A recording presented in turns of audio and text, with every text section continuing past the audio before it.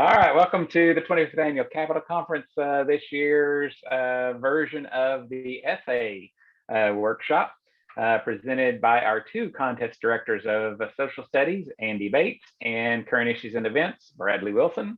We're very excited to have you guys here to spread your knowledge and wealth of information that you hold about these events. I really appreciate, I just want to publicly say I appreciate both of you for all that you do, because you both care a great deal about both of these events, and your bantering relationship helps make all of this more enjoyable even than what it actually is. And it's great that we can kind of work these two events together in unison in some point. So welcome everyone, and welcome Andy and Brad. Take it away. All right. Well, I like the picture you put in there, by the way. I just want to. Oh, you'll have to explain that one here a little bit. Let me start by just saying that this is a presentation that we also do in a different form at the student activities conferences for the students. So we think it's beneficial for you to see some of the content that we give to the students, but the focus on this one is for the coaches. So we're going to speed up and slow down at different points than we would with the students. And some of the slides that are in here, well, we'll be taking out for the fall student activities conferences. So Andy, you want to explain that title slide there? So it's a slide with the title, hence we call it the title slide. But the picture is from this coming up topic for social studies, which also connects to current events this year, because it'll be about the Olympics. And of course, the Olympic Games are set to go off fairly soon. That picture, by the way, that's from 1960, the Rome Games, which is what the book for this topic is about this year. That's Wilma Rudolph right there, taking first. And I believe that looks like the 4x100 race. And if that's the case, then that woman who's really trying behind her would be from Poland. She's not going to make it. And actually, just to the side, you can see it. There's a West German who's going to come in and actually get the silver there. But that's from this book and from this topic. So thank you for putting that in there. You're welcome. And I liked it because as a photographer, it's also just a great photograph. So it was kind of fun finding it. All right. So first of all, let me do the same thing I did in my other session, and just let's get some raised hands. And you can just go to the bottom of your Zoom box and just raise your hand virtually if you want to. But how many first years do we have in here? Any first year current events or social studies people? I see one couple. All right, I see a couple. How many with more than 10 years of experience in here? All right, there's a couple there too, right? So we run the gamut on that front. So we always like to start this one, especially with the students, about why we have an essay. And this is Andy's favorite thing to talk about, why to have an essay. One, it acts as a determining factor in deciding the best of the best, right? That's just a reality. It allows you, the students, to demonstrate their extensive knowledge. It strikes a balance between objective and subjective. And it gives you, this is my pet bullet, is it gives you a chance to do some writing.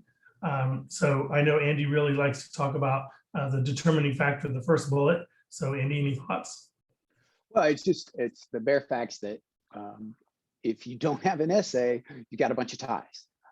And so we already had people joking about there being too much math in the discussion already. And the only other way you could determine tie is somehow break it down to like percent correct or whatever. I mean, and take away the ability to answer all the questions, and add in something like from number sense. So obviously you want to determine your winner.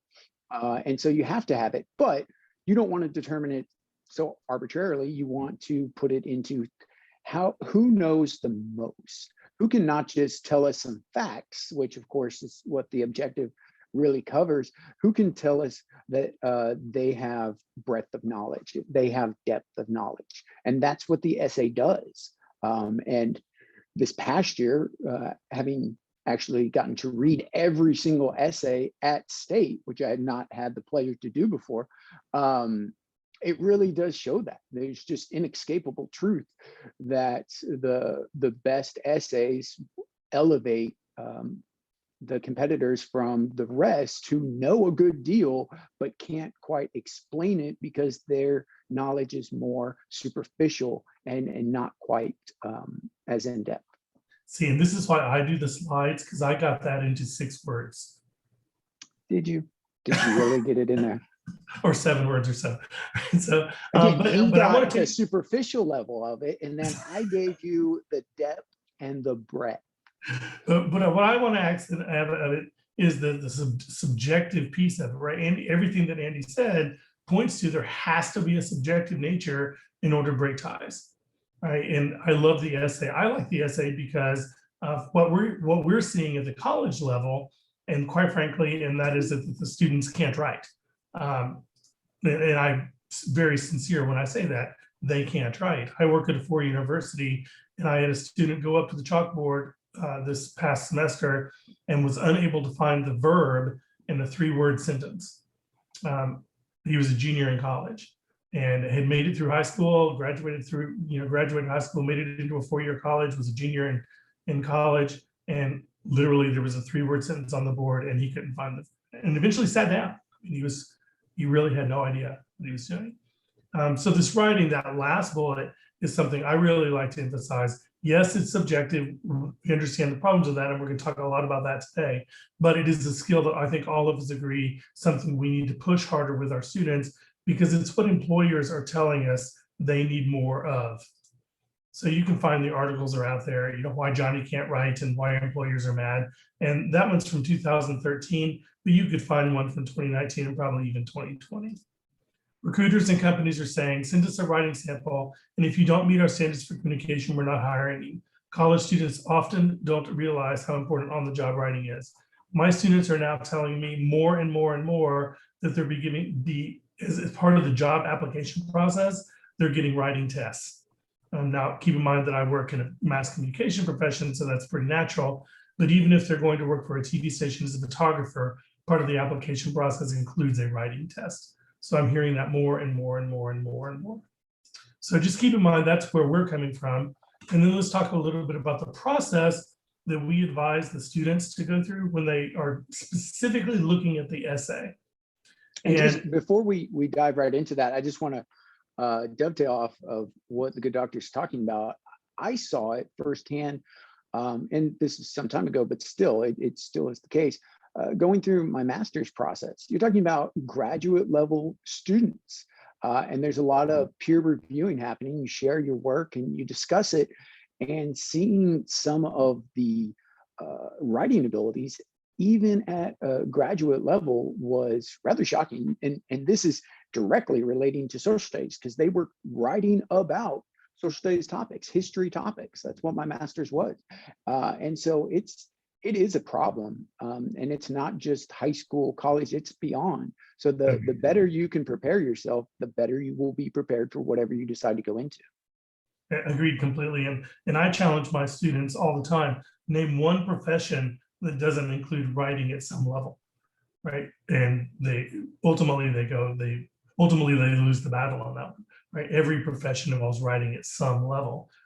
Writing a news story, for example, is very similar to writing a nurse's report or a police report or a judge's synopsis or an attorney's synopsis of something. So we're just preparing them for the real world. So let's talk about now, let's move out of the real world and back into the UIL world, where we're sitting at district or region or state or whatever, and they get handed the test. There's a very natural thing that happens right there. And hopefully they've gotten comfortable in the room and the air conditioning and all that. But we all know that the adrenaline goes up, right? So the very first thing we advise them to do when the instructor says go is don't start answering questions. Don't pass go straight to the essay prompt and read the essay prompt first, right? Don't start answering the multiple guess questions, but read the essay prompt first. Andy, you want to elaborate on why? Yeah, and we talk about this every time. It's a very human process. I mean, you have to realize what you are, which, you may be a lot of things and a lot of wonderful things, but you and your students are still humans. And so you're going to have a very natural physiological response to a stressful situation. And that's what this is. You've put a lot of time into it. The students have put a lot of effort into it. And so when the rubber really hits the road, which is at district, region, and state, there's a lot riding on it. There's pressure, there's stress. And so you're going to have that very natural stressful reaction. you might as well face it, know about it ahead of time and plan for it. And that's what this process involves. So that's, which is really bullet point number 2, which is going to be freak out, right? Because the students will freak out, right? And we want them reading the prompt first so that they can start internalizing that prompt, right? We all know from our experience in test taking skills that somewhere on the test, whether it's on the cover or whether it's in some of the multiple guess questions, there's going to be clues to things that they can use in the essay. So if they read the prompt first and then realize that they're human, like Andy just said, and get past the freak out stage and then let their adrenaline come back down, right? Then they can go in and take the test, right? Then they've got 40 or how many questions are on your test, Andy? Something like 60 or 45. 45. So they can take the test and they can calm down and they can put all that stuff that we know that they know, right? It's just taking the organic chemistry final that I despised in college, right? I know you know the material and I just prove it to the teacher, right? So then they get to the essay prompt and read it again, right? Oh, now they've started to assimilate all that information, right? Put it back together. And I got to tell you, like Andy, I got to see all of the essays this year. And some of them at the state pod that I ran, I got to see all the scratch paper as well as the essays. And I can tell you, I can count on one hand the number of outlines that I saw of any form at all, right? And I think that's crazy. I'm not saying they need to write some elaborate outline with Roman numeral 1, capital letter A's and 1s and 2s and little small letter A's. No, I'm talking about at the back of the napkin outline, just 10, 15 words. Here's the things that I need to cover, right? Andy, did you see any of that? You just got the test, so you may not have seen that. Yeah, I didn't get the scans, but it still holds true. And part of that, which we haven't talked about a lot before, but I think it's really important, especially based on some things that I saw this year, is you need to plan from the very beginning. And when I say beginning, before you get to the test, how much time you need for your essay in general. How much time do you need? Because within that time, you need to plan to write an outline, or at least 3 basic points. What are your big 3 going to be, or your 10 details that you really want to get in there? Something that you can use as a guide so you don't forget as you're writing and then have to shoehorn it in there and draw arrows and things like that. Nobody wants to have staples and paper clips and Post-it notes attached to your essay. So put that in your planning time that you can write an outline. It's really important. I saw some stuff this year that really drove that point home, that if you're not planning enough time, then all of this preparation that you're doing ahead of time may go out the window because you just didn't put in the extra 10, 15 minutes to sit down and say, okay, I've got 60 minutes to do this test, or for social studies, I've got 90 minutes to do this test. How long does it take me on average to do the objective portion? You've done enough tests. Everybody practices enough to where they kind of have an idea of how long. So how much time will I have left? How much of that can I use for an outline? How much of it can I use for review? I think that's really important. It's not something that we've really talked about as much in the past, but I think it is important to do. And as far as the earlier part, like the freak out and stuff, the good doctor gives you no hope about not freaking out. He plasters his essay on the front page, which I think is actually great. And if there's a way I could do it and not be lazy, I probably would. And maybe I could actually do that. I'd have to come up with a different picture, which may actually give you some information. Anyway, I think it's great that he does that. I love that it's out there and it has you think about it, because that's my whole thing, is let it percolate. Let it sit there in the back of your mind and brew, so that by the time you're done with the objective, you've actually got some stuff ready to go. You're not starting anew. Your brain's already done a lot of that hard work for you. And as he mentioned, some of that stuff in the test may lead you to either directly find things that you want to put in the essay, or indirectly cause you to think about related things that could go into the essay. We spend a lot more time on that with the students than we do with you, right? You guys just need to coach your students to have some form of outline, right? Then we tell the students, go back and read the prompt again, right? So you see the emphasis here because, like Andy just said, the prompt may ask for 3 points. If the prompt asks for 3 points and you only write 2, you're going to get dinged, right? So that's why we're pushing this piece of it so hard, right? Write a draft. They're all pretty good at this. Then I suggested students go back and read the prompt again and see if the paper that they wrote actually answered the questions that we asked, right? Because then if it's not, you need to do some editing and rewriting, right? And I don't think the students spend enough time doing this, and we're going to talk more about that as we move along. Because, and here's some tips that we got from students along the way. So these, when it says tip, these are from the students, not necessarily from us, but obviously we agree.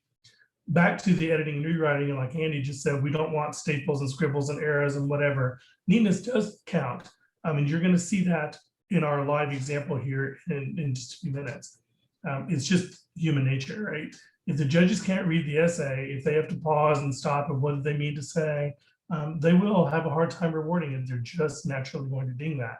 And by the way, I do not, for the record, want this to be the spelling contest where we're debating whether that is an N or an H. That's not the level of stuff we need to be getting down to, right? We need to be much more worried about the content or the answering the questions. Is this the big picture? So on this point, and again, I think this past year gave me a little more different ways of looking at it and having to, grade 60 essays in a row. It made it interesting. The neatness part was not just for the first look. A lot of times, and I think most people do this when they judge an essay, they'll get a general sense about it and then they'll look back at it. And then later, if it's close to another essay, another student's essay, or certainly if there's a tie, they're going to look back at it again. And it's a lot easier to look back at something that's written fairly clear, that's legible, and see, okay, yeah, they mentioned this, they mentioned this, they mentioned this. And then in the judge's mind, it can hold that status. If the judge looks back at it and can't read it or can't read it very quickly, then those points that might have been there the first time they read it, they might lose some of those because they've read 5 essays since then. So I think the neatness, and again, I don't want ever, and that's why we put it in there, we don't want people to take off points for it. But as Bradley said, the natural reaction to it and the inability to find things quickly is going to hurt. And we saw it this year, absolutely. I watched it happen in a region I was judging. So here's just some tips for the students. We don't need to dwell on this with you guys, but there's some tips for the students. In the double spacing thing, you'll see it's all going to come back and get us in a minute. Right? So let's review what makes a good essay, especially for your first year types or the people that haven't done this 2 years. One, it answers the questions that we asked. Now, those of you that have written essay questions in your classes before know that students love to answer other questions besides the one you asked, right? And Andy's right. They might provide you with the breadth and depth of knowledge on some other topic, but not the one that we asked. So it's really important that they answer the question that we asked. I saw that at Region a lot this year. And again, we're going to see all this as we do our exercise here in just a minute. And we do a different exercise with the students. But just like any other good essay, it begins with a well-formed thesis. And really, honestly, if that is some restatement of the question in some form or another, I don't think that's that bad because it shows me that they read the question and they can assimilate that information and put it back in their own words in a way that's going to say, okay, here's the question that you asked, here's my answer to it, and here's where I'm going with it. Right? And then it continues in a logical order. And it flows smoothly. The logical order, I didn't see too much problem with. The flows smoothly, I saw a lot of problems with this year. And those points, and including these last 2, are really what are going to differentiate between like the best essay and the slightly less than best essay. Those are, and again, whether the judge knows it or not, those are going to make the difference, because the judge may say, you know what, I don't care about grammar, I don't care about spelling, I don't care about penmanship, but just naturally, because it makes it harder to follow what they're saying, it's going to take away from the presentation. And so it's the difference between the best essay and the second best or the third best essay. And just briefly going back to that first point, answering the question, that's actually there. That's why we always say reread the prompt so many times, because you may answer part of it, but if the student didn't reread it several times, and I do the same thing, I'll read something and I'll start to work on it, and then I'll go back and wait, I missed this part. So going back a few times helps the student make sure they answered the entire question and the specific question that was stated. Bullet point number 2, I've seen time and time again, knock people out of contention entirely. If they don't have a good thesis, I've seen that's it, they're that, people just, it's like the lead on a news story. All right, let's see, we had 2 comments in the question. Absalom says, aren't most of your prompts asking for 3 points anyway? If you're asking about my prompts, I learned a few years ago, I either need to ask for 2 or 3 or 4, and don't just say some.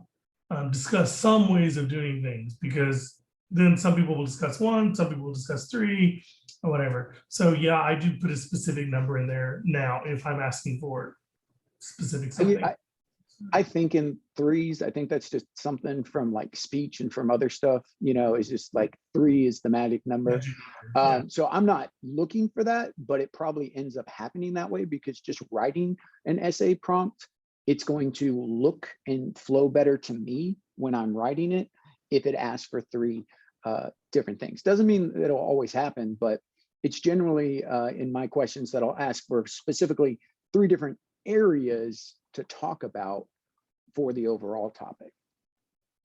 And then Erica said, one of her seniors had amazing penmanship, freshmen not so much. I actually think this is a skill that's going to go down as students become typists.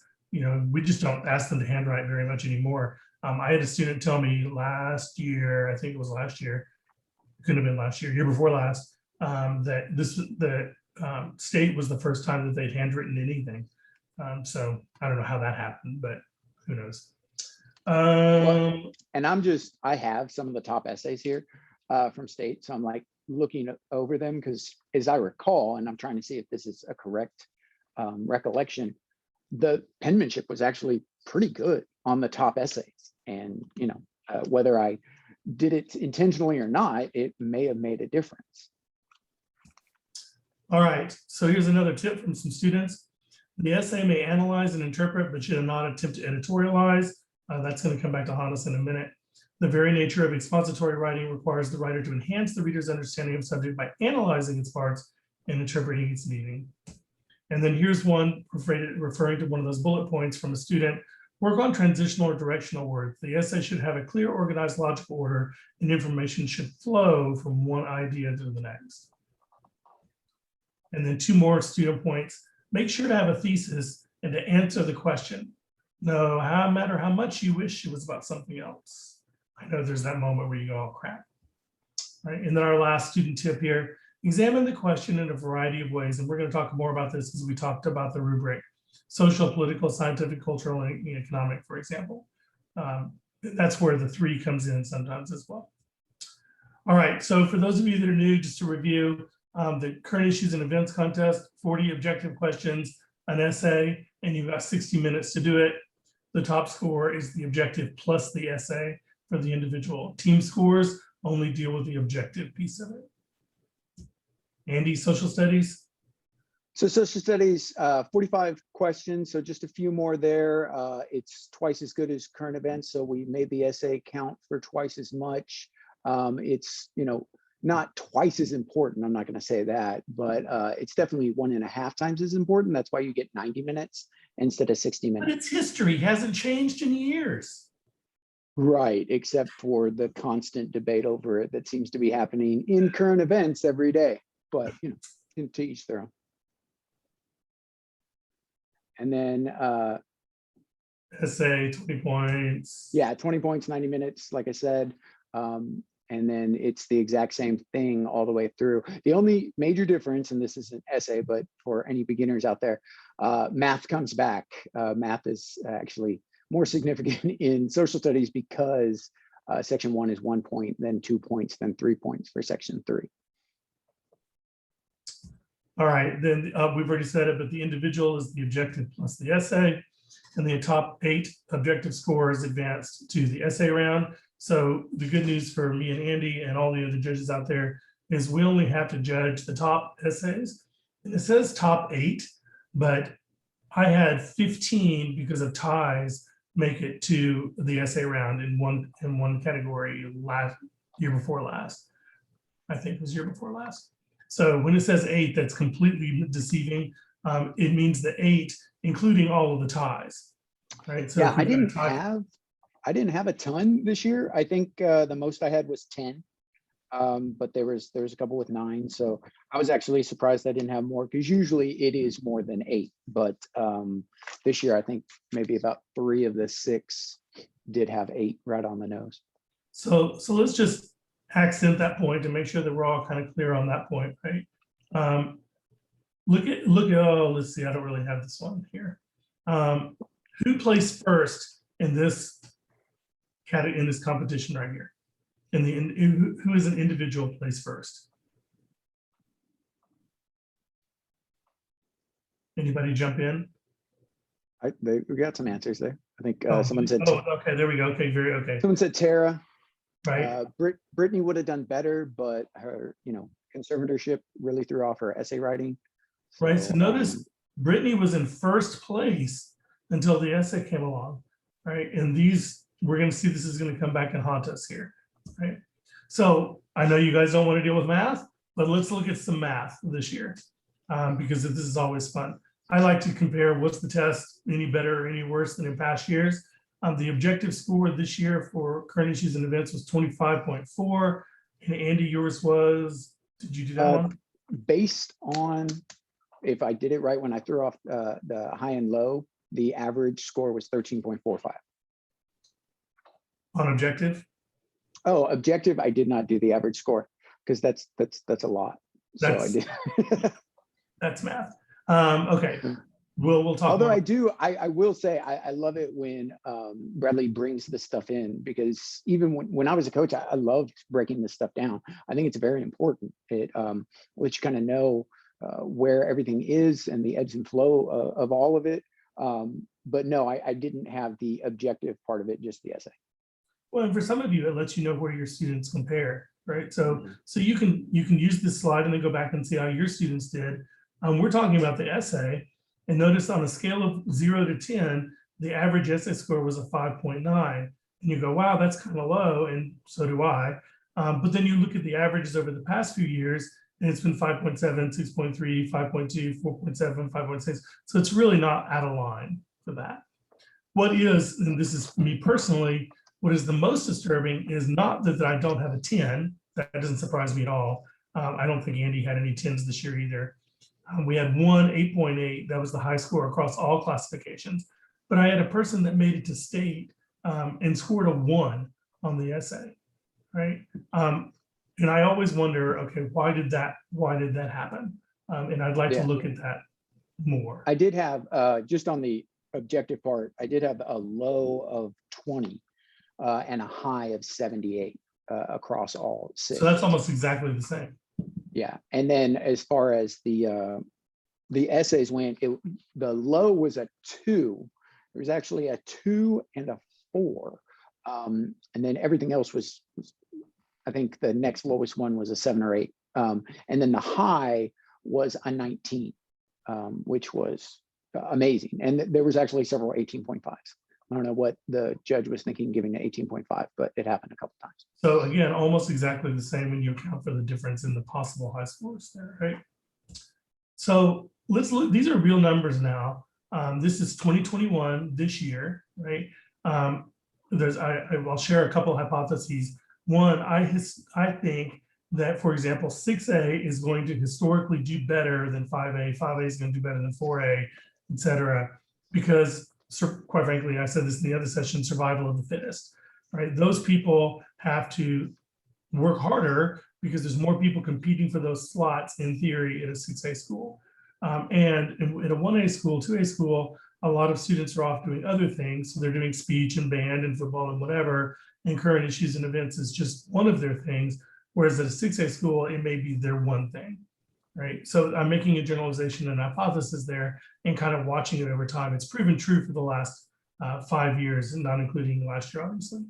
right? This So averages, I think, is going to hold true, which is not to say, coming from small school here, that individuals wouldn't be all as, over this. It's as proven just by, the average. as Yeah, proven by the because statistics that are here, where we have an 8.5 in classification 2A, right? yeah, So in there's fact, always I going to be think anomalies. the highest scores for social studies totals, the highest was 6A, but the second highest or third highest, it was the third highest score came from 1A. So individually, anything can happen, but statistically, yeah, this is generally what you're going to see. Yeah, we think. Yeah. I don't have any way to prove it yet. I've just got 3 years of data to show that it's been true for 3 years, right? And outliers will be outliers, right? That's averages and medians take care of outliers, right? So if you look at 1, there's our low score of 1 down there in 1. What I don't know what I'm saying there, except 2 years in a row now, pandemic year notwithstanding, the low scores been in the lower classifications. So that's just kind of interesting to me statistically. All right. Now let's hit this point home even further here. Let's look at Class A in 2019. Right. 4 people tied for first place based on an objective score of 31. We'll call them alpha, beta, gamma, and delta. And actually, we need to get down to zeta, but you get the idea. Right. Alpha scored a 7 on the essay and remained in first place. However, beta, gamma, and delta didn't do as well on the essay, scoring 6, 5, and 4.5 respectively. Right. So look, here were some numbers, right? What we're trying to show you guys, and we spend a lot more time on this with you than we will with the students. But what we're saying is the first place remained to first place, right? Second place moved down 3 places because of the essay, right? The third place, the person that was originally tied for first place, moved down 4 places because of the essay, right? So if your students say the essay doesn't make a difference, look at person number zeta down there, who was in 6th place before we graded the essay. And after we graded the essay, moved up 4 places and was in 2nd place. Was 1 person away from not even having their essay graded, right? And they moved up to 2nd place in the state. This is the kind of data that I love. I'm so glad that we have this here, because it really does exemplify the point, but also it just gives you as coaches more knowledge about these events. I mean, this is really how they work.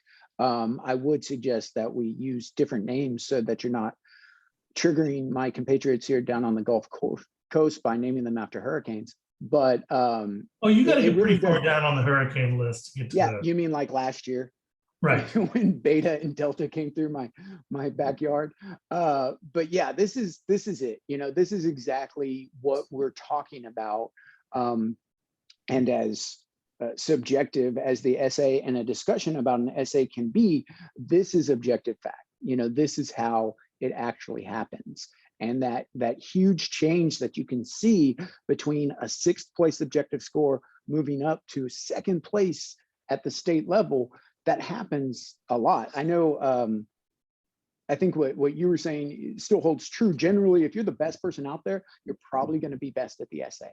But after that top person, and again, that doesn't always happen, but after that top person, it's fair game. And the essay is going to be the thing that determines it. I know, looking at my numbers, the highest objective score was actually the high essay in 4 of the 6 conferences. But even in that case, after first place, there's a huge difference, that's possible. And Craig, I'll go back and look at the numbers and see about that. But let's move forward and let's look at 2021, because these are real numbers from this year that nobody's ever seen until right now. So assuming that I did the matrix right, which these things are a little bit tricky, but the ones that I want to focus on are 3rd place in class 6A, right?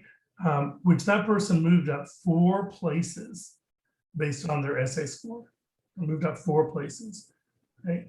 In class 2A, the 4th place one moved down 3 places, right? So all I'm showing you there are, like Andy just said, in 4 of the 6 classifications, the first place person remained first place, right? They were good at the essay and they were good at the objective. That was only true in one of the second place, third place, fourth place, and sixth places, right? And then start looking at the changes, right? There were people that moved down 3, up 2, right? So the vast majority of students moved around based on their essay score.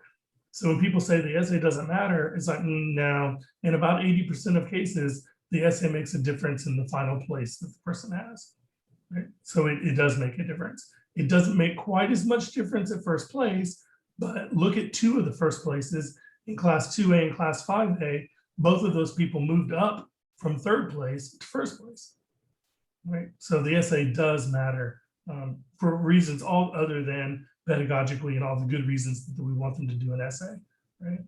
So just a reminder, the essay does matter, and contestants who fail to submit an essay will be disqualified. And there's been some discussion in the chat about zeros. I personally have never given a student a 0, assuming that they made an attempt at the essay. And if they didn't make an attempt at the essay, I didn't give them a 0, I disqualified. So I guess that's the same as a 0 somewhere. Andy? Yeah, that's going to be the same over here. And I would preach that, if they didn't make a sincere attempt, then it's a disqualification. If they talked about their breakfast and just how sumptuous the waffles were, that's not a sincere attempt. So that's a disqualification. But if they made any attempt, then chances are it's going to be a 1 at least. I know I have never given a 0. We'll look at the rubric in just a second. I think you can give a 0 on the rubric, but we'll look. So we'll spend a little bit more time with this and with the students. You can give a 0. I have one right here. Yeah, how we choose the topic, and I'll start by saying I choose during the course of the year as I'm writing objective questions, and I write about 2 objective questions a day. I start putting notes at the bottom of my objective question pool saying, hey, this might make a good essay question. Or sometimes I've actually gone back through my essay questions to see what I have a bunch of things on. It happened this year, actually. I wrote a test, the draft of the test, and I put about 45 questions on the first draft. And I had 5 questions on one topic. And so I pulled all of those questions out of the objective portion of the test, and oh, that's a good essay question. And so I molded it into then an essay question. And then sometimes I use those questions in other versions of the test. Andy? Yeah, it's for me, and you'll see it tomorrow if you come to my session. It's what we call a plug. I try to come up with ideas before I even start. What are the main things as I'm researching, as I'm creating the topic, as I'm making that list of things that eventually turns into terms and resources. I'm thinking of an essay then. So it's kind of the opposite in some ways, where I'm thinking of it at the very beginning, but then it's also true where I'm thinking about it as I go through, because as things come up to me and as I think more about the topic and as I write more tests, I'll start to jot down possible ideas. And so a lot of them are the same as what will be seen in that presentation I make every year, and the same presentation that's going to be at the student activity conferences, another plug. I use that a lot, but it's only because those are the natural topics. It's Plus, not the same. It hasn't changed in thousands of years, so why change them? Right, exactly. Unlike current events, which is so fleeting and just disappears and really isn't worth commenting on any later, like history. But what you'll notice with it is with my topics, a lot of them are based on just what's the biggest thing happening. It's just like current events. Who's the main person that you would be talking about with this topic? Now, exactly how that essay question gets made, as far as what it looks like, that's usually a more drawn out process. But the actual essence of the topic, the main part of it, is very similar with current events. Who comes up the most? What's the biggest thing happening in reference to that topic? And Andy, you've got a question in the chat. How early do you prepare the tests and essays for social studies? Well, as the people— The day before they're due? Will tell you. Glenda, come on, you can jump in and give us the Glenda, truth. especially, I get my stuff in, most of it's basically done right now. I'll just turn it in the day after it's due.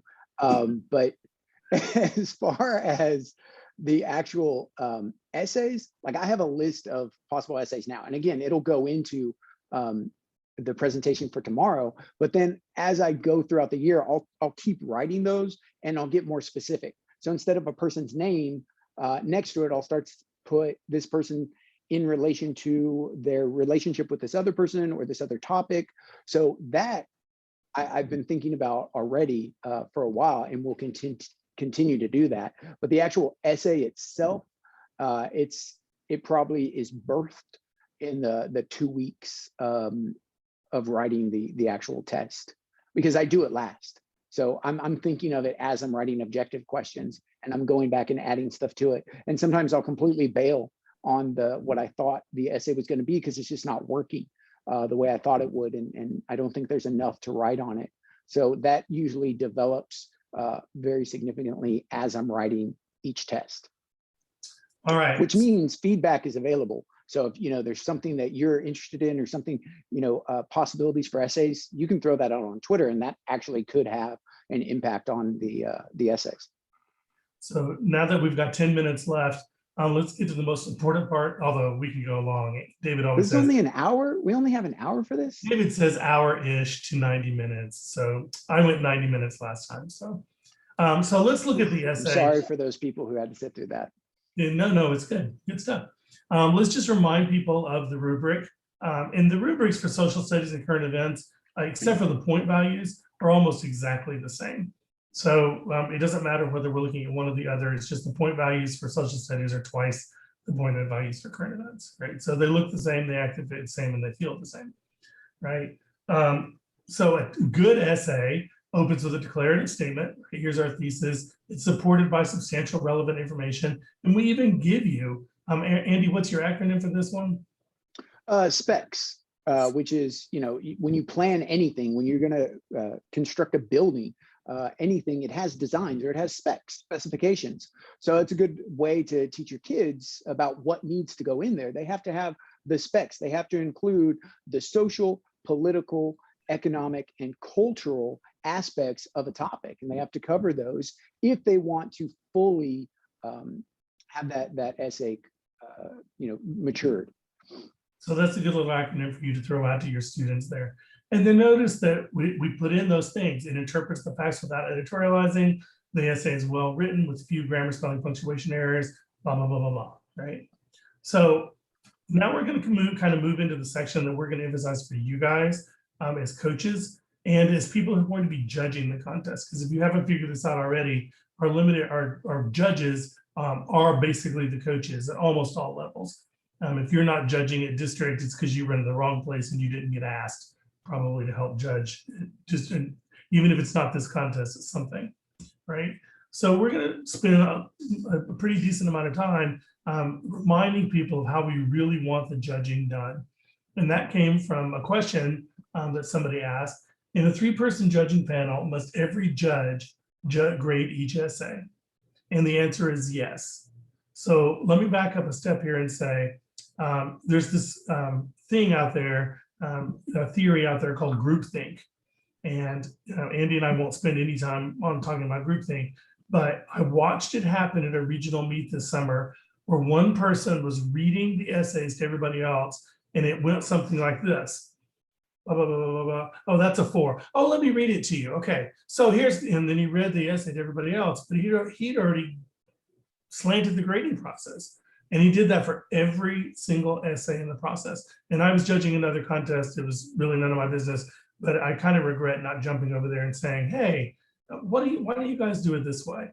Because what we really want you to do, if you use outside judges, as Carlton says, yay for using outside judges, we want everybody to read the essay on their own, give it a score on their own, and then have a discussion, right?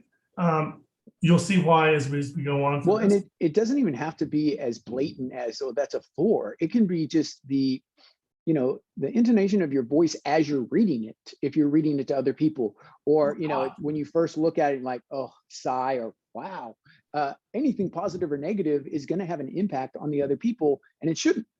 You want 3 distinct ideas of what this essay should be. And so those have to be separate processes that take place before you come together.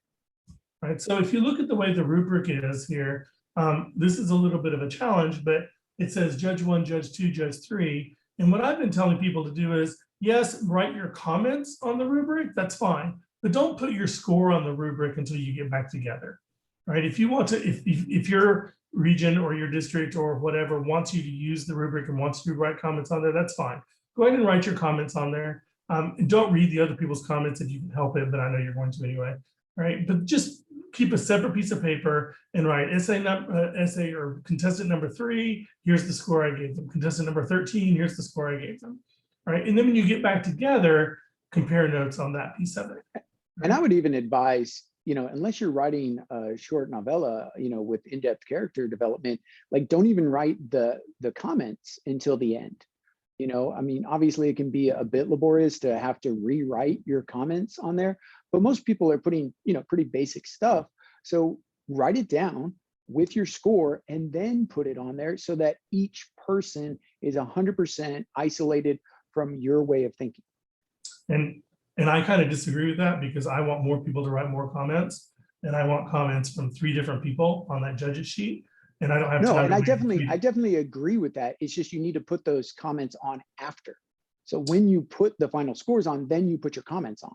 And the problem is with the meets that I've been at, if you're the last one, which happened to me this year, they're waiting for you for the buses to go home. We actually ended up not writing the comments because we didn't have time. And I would rather you write the comments first, but different strokes for different folks, right? And so there's 2 different perspectives. I mean, there's a right way to do things, and then there's Bradley's way to do things. Yeah, well, and then there's reality, right? So just a reminder, here's current issues and events. Here's the essay thing, right?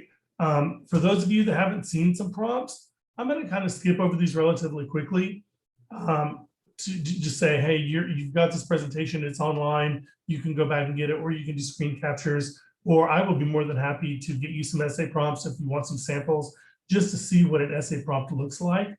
But they're pretty straightforward prompts, right? In fact, if you look at the bottom, here's our 3 again. Pick 3 other countries and discuss, right? And there's where you pull out your specs, right? So normally I give, and Andy does the same thing, give some background information, and then here's the actual prompt.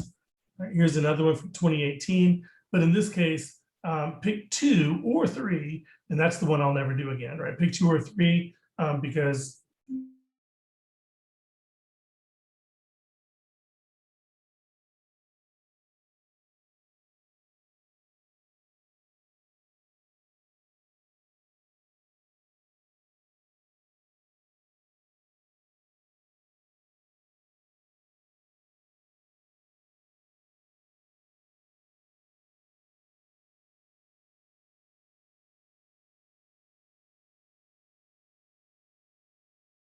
about the quote and then the actual question there at the end. Right, so the prompts follow a pretty standard thing, right? And again, if you want more prompts, either Andy or I'll be glad to send you prompts. So this is something that we don't necessarily do with the students, but we're going to do it with you guys. Remind you, here's the process that we want you to follow, and we're going to ask you for your answers, right? We're going to give you an essay. We want you to assign it a score on your own.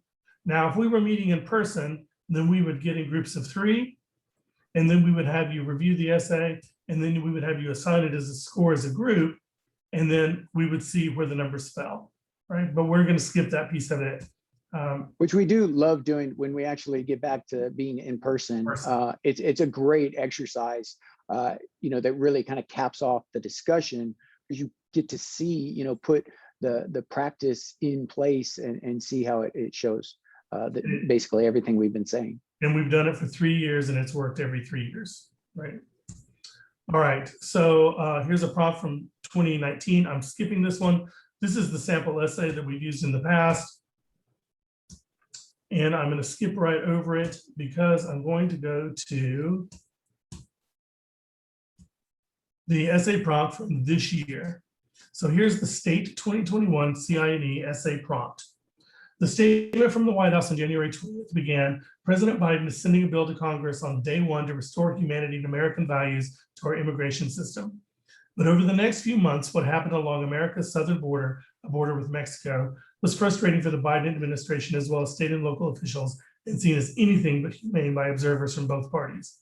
Describes some of the challenges local, state, and federal officials have faced in recent months along the border, what might be behind the problems of the border, and what is being done about these problems. And forget the quote mark at the end, right? So we're back to our three. There's three things there, right? Describe some of the challenges, what might be behind the problems, and what is being done about these problems.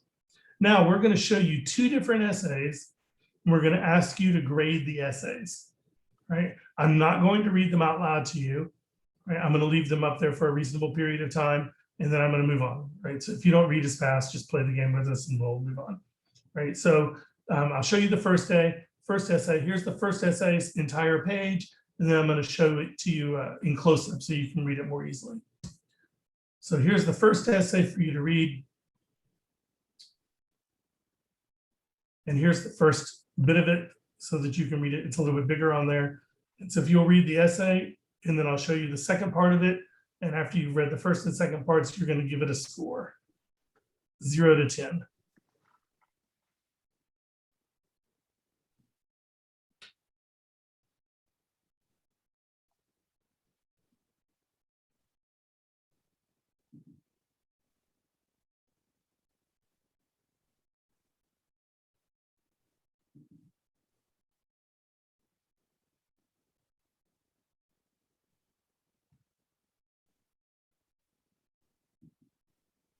When you're done, raise your hand and I'll move on. Once enough. All right, here's the second half.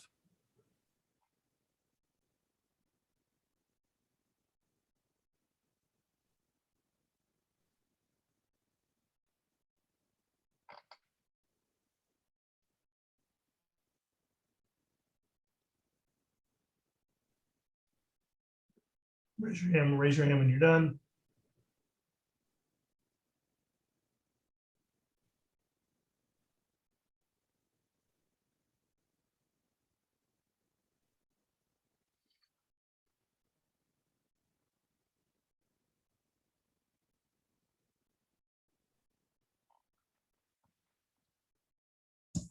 All right, so here's the entire essay again. You've gotten a feel for it. Now on a scale of 0 to 10, with that rubric right there that you've all seen probably in whatever, give it a score. Don't tell us what it is, just give it a score. Write that score down because I don't want you to cheat. Write that score down. Okay, so you've got your score written down. Just so you know, here are the comments from the judges this year at state. And like Andy and I were talking about this, I like to get a lot of comments. This reflects comments from 3 different judges. I fear that the essay very heavily editorializes, try to maintain an objective, sort of analytical tone at all times. Make sure to organize the essay, include a thesis, separate paragraphs and transitions, try to strive to add more specific functionality. For example, what are the specific Trump policies that Biden has reversed? Is Biden really advocating for an open border? Essay needs a thesis and information to support that statement. Opening, no thesis, just jump into the essay. Work on giving the readers a roadmap for the essay. Cause of problem, potentially new administration rollbacks of past policies. Challenges, human trafficking, potential spikes in COVID, state level man hours and law enforcement solutions not available. Okay. John, you've got your hand raised. What score did you give it?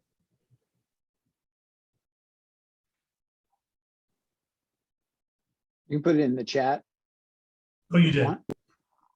Yeah, everybody can put it in the chat if they want. But John or Becky, what score did you give it?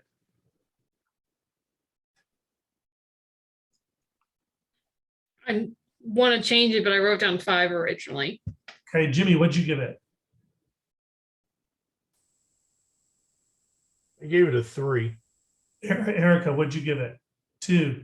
Sean, what'd you give it?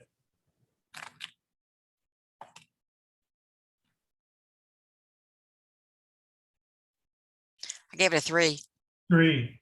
Right, I see lots of 2s and 3s here. Right, lots of 2s and 3s. Anybody? Someone the border, I'm not there. I know a lot more. A lot of this stuff is like, didn't happen to begin with. I'm literally on the border. I'm in Laredo, Texas. I'm in the region that's affected by this. And I'm like, wow, kids actually think these are facts. I would have actually like scored it lower, but that's just because of my own prior knowledge. But that's good. You got knowledge, right? That the kid should have had some more of, right? Any other thoughts on this one? What did the state director give it? I didn't judge it. I had a nice panel of judges that judged it, and it got a 1. You got a 1. You got a 1. Theoretically, where would you have been? Huh? Where would you have been? I probably would have given it into 2, a 1 or a 2. Yeah, I was at a 2 with it, 2.5 at the most, but probably a 2. Yeah, a one to me is pretty harsh, right? For a whole bunch of reasons. And the student had some good information in there, not enough of it. Where I would have dinged it the most is the editorializing, and really focused on one point, not all 3, right? Which was huge, right? Now we can have some debate about, did the handwriting figure into your analysis, right? But as I was watching a lot of you doing this, right? Trying to figure out what was going on, right? And I'm just telling you, it's human nature. When you do that, if you're struggling to read something, inevitably that's going to move it down in your mental judgment of it, right? I'm not judging that student. The handwriting wasn't that bad, right? It was actually readable, but you had to concentrate on it to read it, right? So interesting. I think we say this a lot, especially with the kids when we try to break it down to simplify it as much as possible, but people are lazy. And so the more you make them work, the less they're going to like something. And that required extra work as compared to what you might expect. And Carlton said, makes a good point. Looked like I was reading a letter to the editor, right? And that's where the editorializing comes in, and I agree completely. All right, so a couple things there. I wanted you to see an actual essay. And one of the things that was neat about State this year is I got to see actual essays and had scans of them, so I didn't have to do that myself. And I was able to get the judges' comments. So those are the real comments from real judges there for you to see. All right, let's do one more. Oops, let's do one more. All right, this is a 3-page one. I'm going to show it to you up close, but we may or may not make it through the entire thing, right? So here's the first page. And again, just raise your hand when you're done.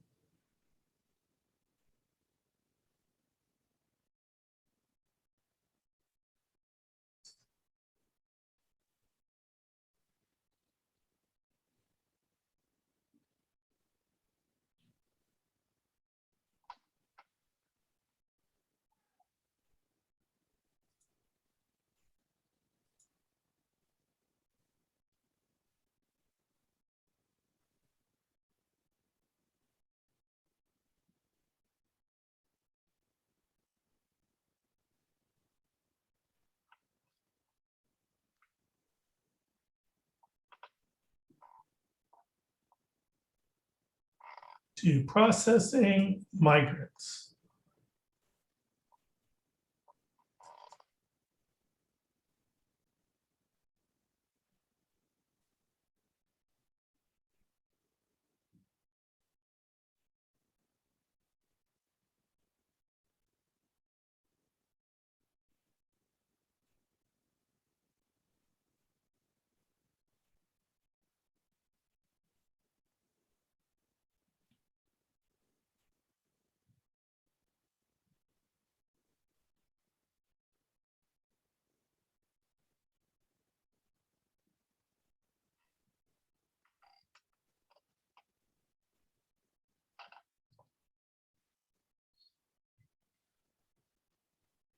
The idea of paying migrants to plant trees in Central America and thus fight climate change.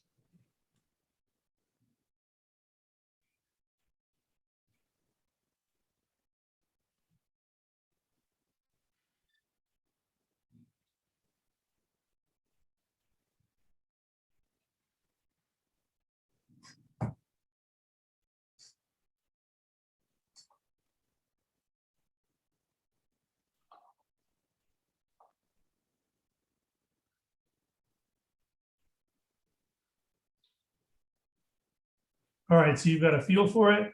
Write down your score, 0 to 10.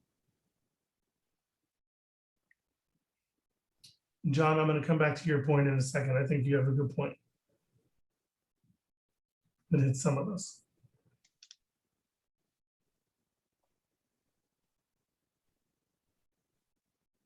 Richard, are you on here with us, Lamascus?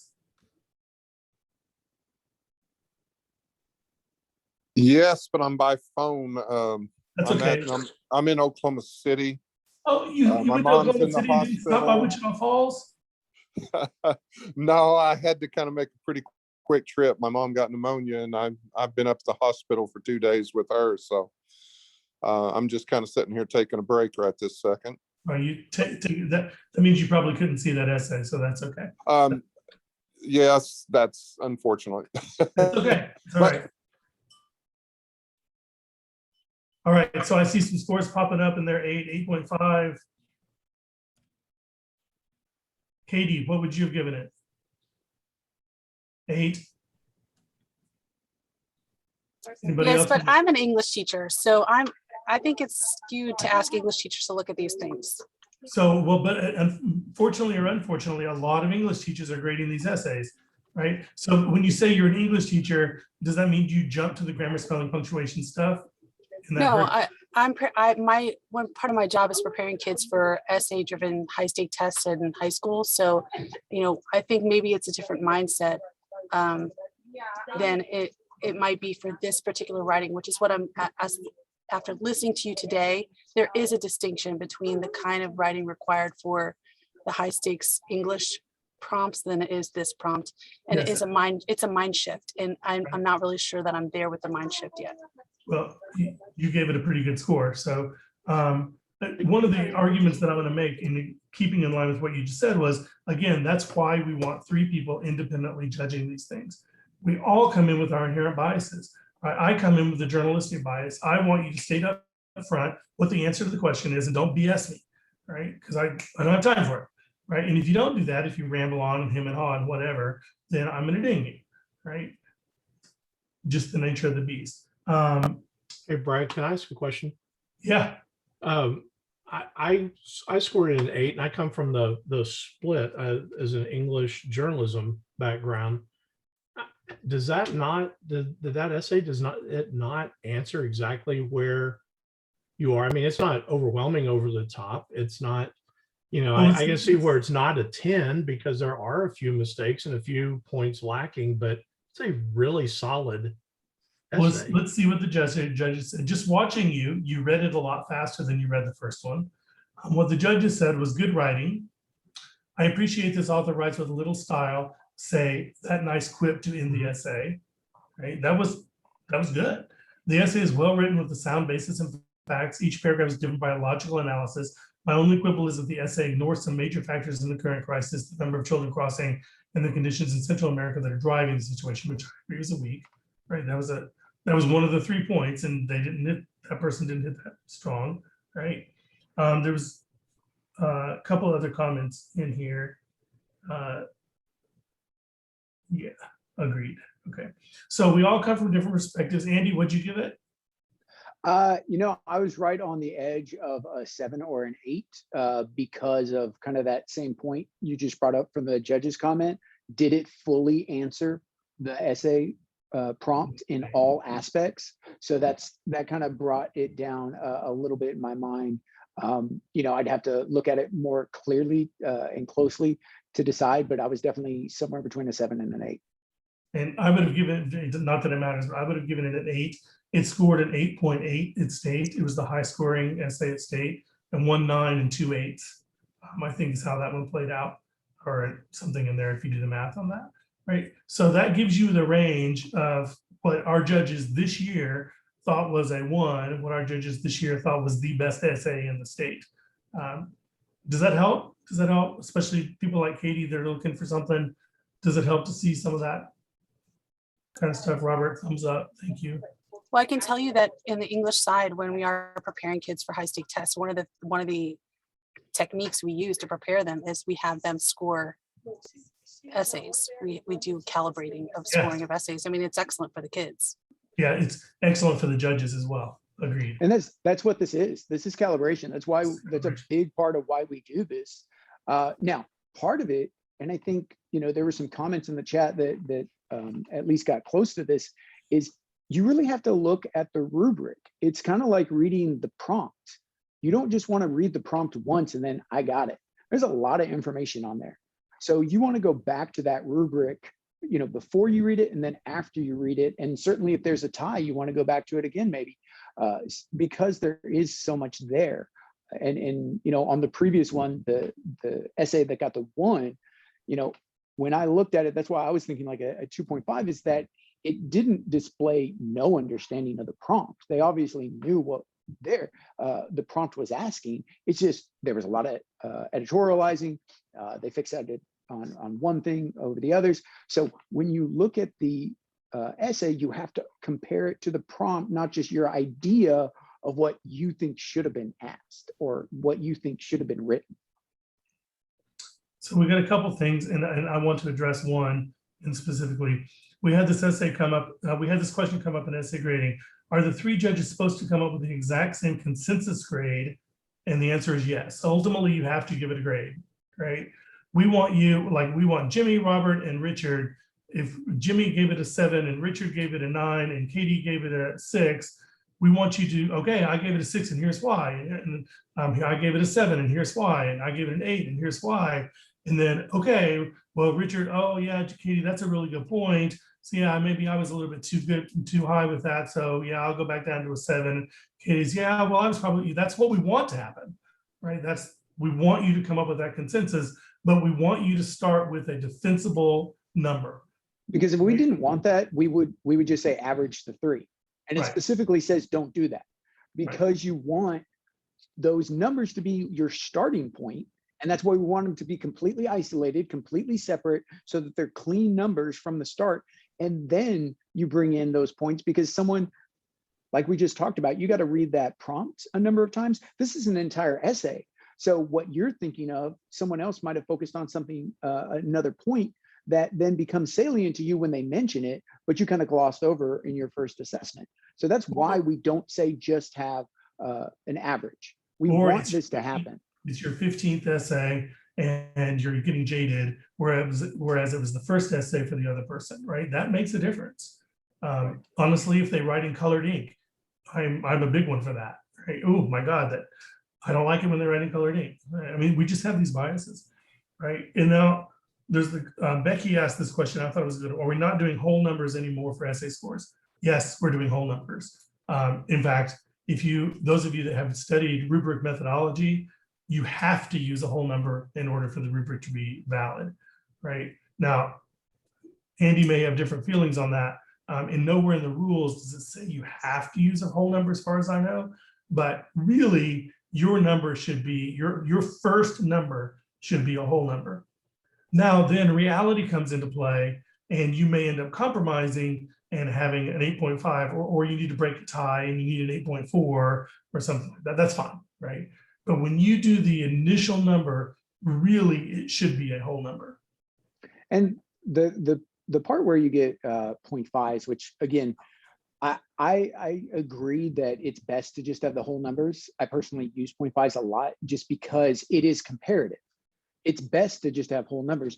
But remember, the whole thing's comparative. And so when you've landed somewhere and you think these are basically 18s or these are basically 17s, but one is slightly better than the other. And I'm not talking about breaking ties. I'm talking about landing on the initial score. That's where the 0.5 is helpful. Of course, at the same time, if you're doing that, well, then why isn't a 1 to 40 instead of a 1 to 20, or a 1 to 20 instead of a 1 to 10? Because that's basically what you're doing by putting in 0.5s. So I'm open to the assessment that it should stay to whole numbers. I definitely think anything beyond a 0.5 is way too minuscule. But whole numbers is going to be your goal. Yeah. So I just wanted to say real quick, because you guys have said that before, that it's only for tiebreakers for the 0.5. So I just wanted to see. Really, if you go back and study how rubric should be used, it should be a whole number. And tiebreakers don't need 0.5s. Tiebreakers actually shouldn't change the score at all. If something ends up with a 60 objective and a 10 on the essay, and it's got a 70 and something else has a 70, that stays a 70. There is no change in the score. It's just one of them gets second place and one of them gets first place. So the 0.5 for me, when I'm judging, that's just, this is slightly better than the other. It's not actually for a tie break, because you shouldn't Well, change except the score. the UIL system makes you have to No. type in, yeah, you have to, yeah, because it ranks them by number. It It makes did you mine. it just makes you change the order. It makes you change the place. Oh, I did that it by just- 0.5. Yeah, it doesn't make you do that because you're not supposed, you don't have to. A 70 is a 70 is a 70, but this one is the first place 70 and this is the second place 70. So 0.5s are not necessary. That goes back to your whole thing about the whole number. You don't ever have to have a 0.5, even in a tie break situation. So the goal should always be a whole number. All right, so back to that whole, so how did that state essay get a question of 8.8? This, you remember, state was not exactly model state. We had to do a lot of things, and just because we didn't have all the judges sitting in one place. So we had to use fractions this year just to get things to work out the way they needed to be. That was just Yeah, the it happened reality. a lot in social studies because I was grading all of them. So I would look at them, I'd give them a number, and then I'd look at them comparatively. And so I would adjust my scores as I went before I finally recorded Right. the scores. So I probably changed the essay score on a given essay maybe 2 or 3 times because I wanted it to be fair when if it was the first essay I read for 2A, or if it was the last essay I read for 6A, I wanted it to be as close an approximation to fairness as possible. So I'd go back and I'm like, well, if this one was a 15, then this one definitely shouldn't be any lower than that, and I would change scores. So there's just the reality of the world, right? So when you guys are out there judging, whether you're judging a district or region or state, that reality is going to come into play, right? The important thing, I think, is that you judge it separately first, and then you come to a consensus. Ultimately, then the numbers will work out. In fact, we could have a fun little discussion this year, because I did it one way this year and Andy did it another way. But I bet you if I took Andy's essays and split them amongst my judges, and then I judged Andy's essays, 90% of the results would be exactly the same. So, right, that it has a way of working itself out, right? We just want to do our best to correct for everybody's inherent internal biases when you're grading these essays. So, moving on, we good, Andy? Good, everybody? Any more questions? I think we're good. Craig, your hand is still up. Is that because you left it up or you had a question? And Salam, you had a question?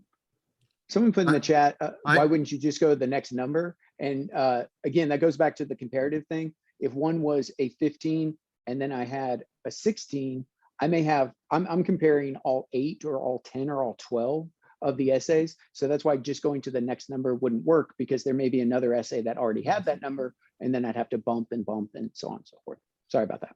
That, Andy, that actually happened about 10 years ago at state, where I had a young lady that was a sophomore. She ended up being a 2-time state champion, but her sophomore year, her original score totaled up to 16. And as the tie, they bumped her score down, which tied her with another student.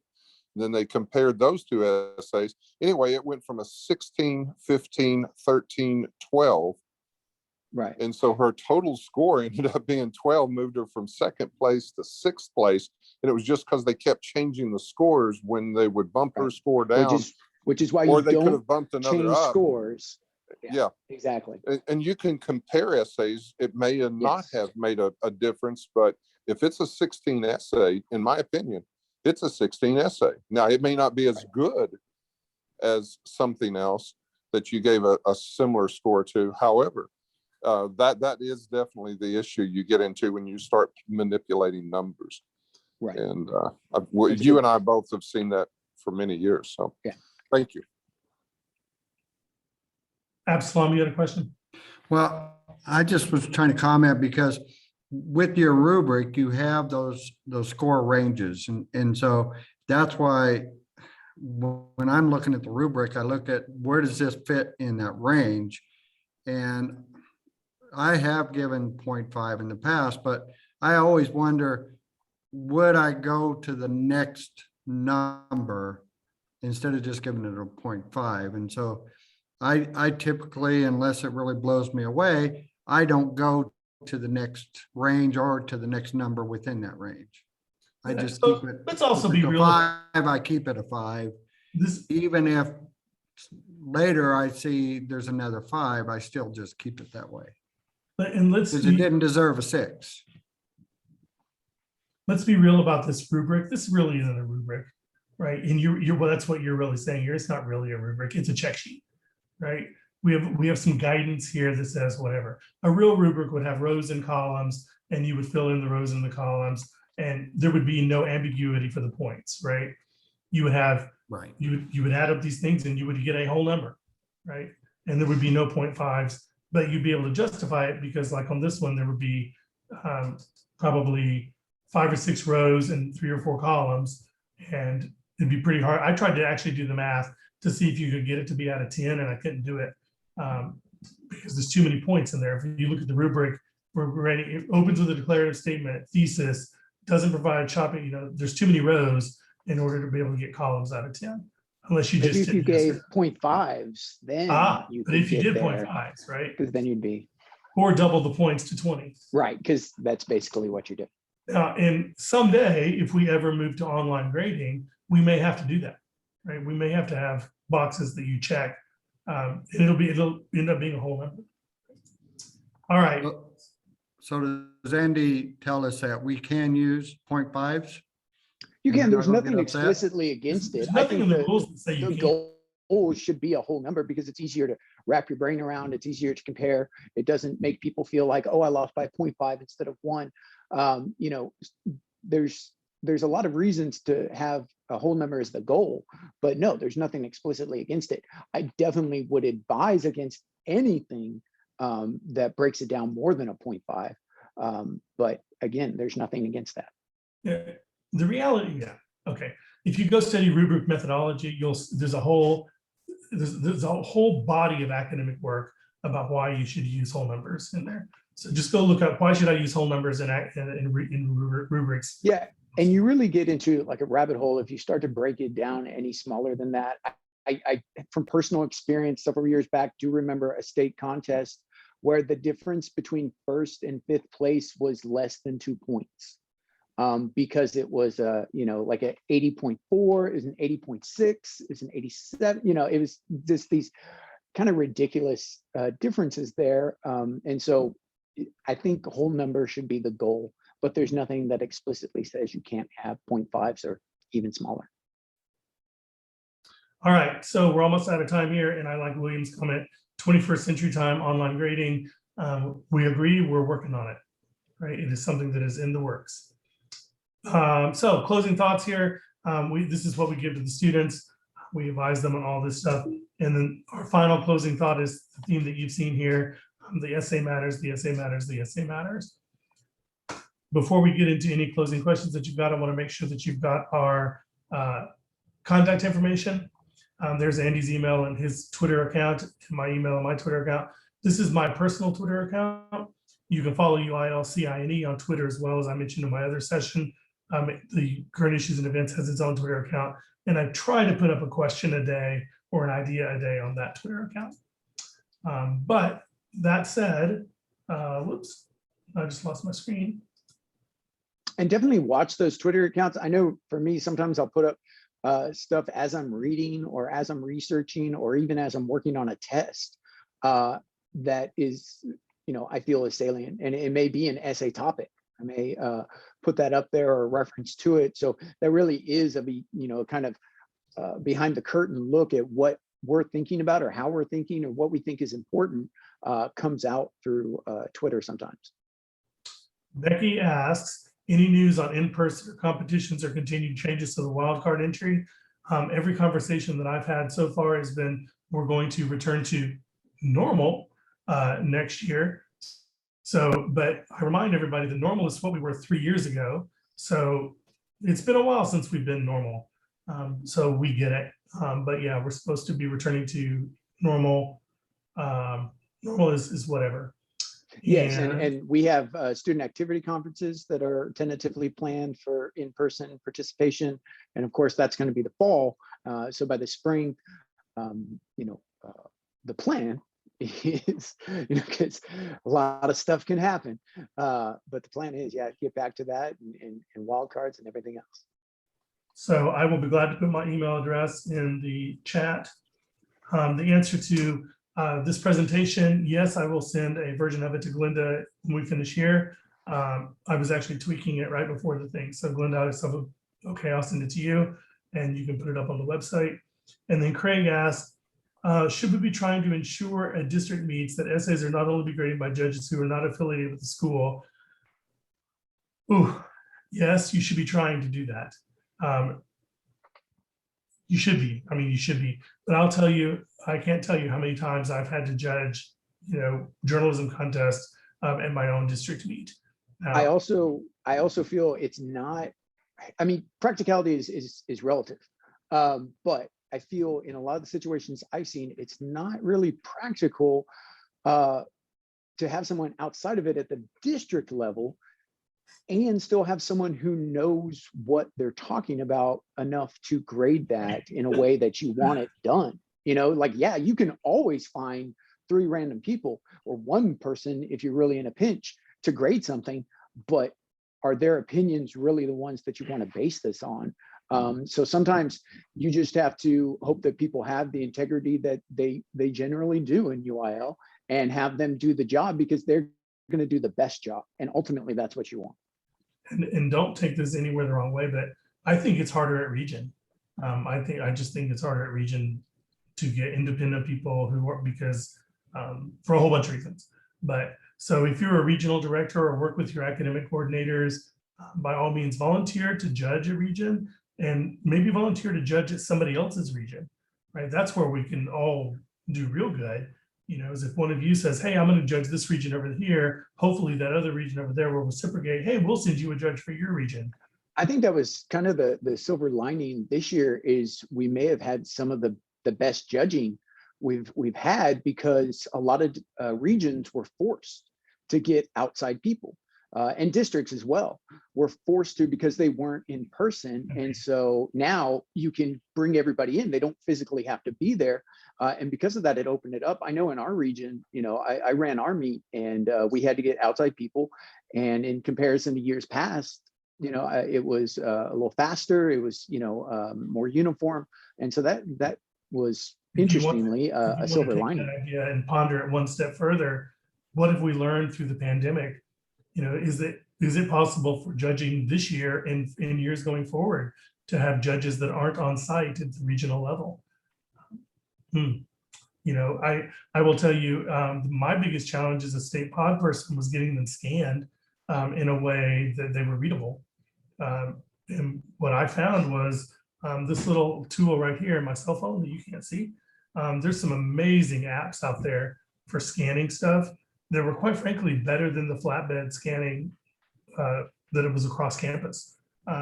So I don't know, I think we're going to come out of this pandemic different than we went into it. And I think that's one of the ways you might push if you're having a problem at your district regional level, getting objective judges, say, hey, can we bring in somebody virtually? And yeah, we've got to scan the essays, but it takes more planning. And that was the thing we noticed, I think, with all of the differences we had to go through. The planning was significant. However, with that wheel now having been invented, I don't think the planning mountain is as steep of a climb for having people judge offsite. It's certainly something to look at for invitationals this year and see how it goes, and then see if we can move forward with that. Because ultimately, you want the best judges, and sometimes the best judges can't drive all the way out to West Texas or way down on the Gulf Coast where I am, but they can find a computer generally.